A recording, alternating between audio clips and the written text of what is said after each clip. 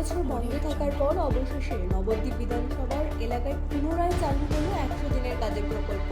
শুক্রবার পশ্চিমবঙ্গ দিবস উপলক্ষে নবদ্বীপের কার্গিল পাড়ায় আনুষ্ঠানিকভাবে এই কর্মসূচি সূচনা করা হয়। উদ্বোধনী অনুষ্ঠানে উপস্থিত ছিলেন স্থানীয় বিধায়ক, ব্লক প্রশাসনের আধিকারিক এবং জনপ্রতিনিধিরা।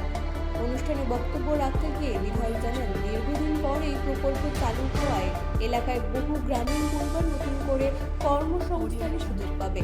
পাশাপাশি তিনি বলেন, আগামী জুলাই মাস থেকে কর্মদিবস বাড়িয়ে 125 দিন করার উদ্যোগ নেওয়া হয়েছে, যার ফলে শ্রমিকদের আয় বৃদ্ধির কিছুটা সম্ভাবনা বাড়বে। প্রশাসনের সূত্রে জানা গিয়েছে, নবদ্বীপ বিধানসভা এলাকায় ইতিমধ্যেই 9টি প্রকল্পের প্রস্তাব অনলাইনে আপলোড করা হয়েছে। পর্যায়ক্রমে এলাকার বাকি 8টি পঞ্চায়েতেও কাজ শুরু করা হবে।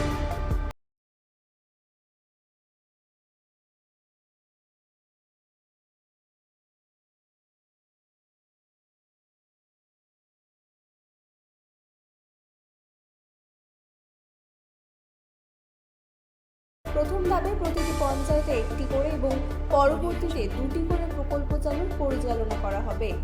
এদিন একটি বড় ফার্ম পন্ড এবং খামার পুকুর খননের মাধ্যমে প্রকল্পের সূচনা করা হয়। ভবিষ্যতে জল সংরক্ষণ, কৃষি জমিতে সেচ এবং মাছ চাষের কাজে এই পুকুরকে ব্যবহার করা হবে বলে প্রশাসনের তরফ থেকে জানানো হয়েছে।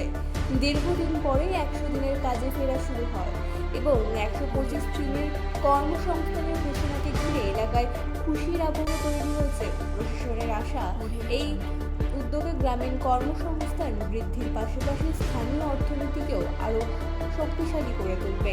ব্যুরো রিপোর্ট, রাজ্য নিউজ নেটওয়ার্ক।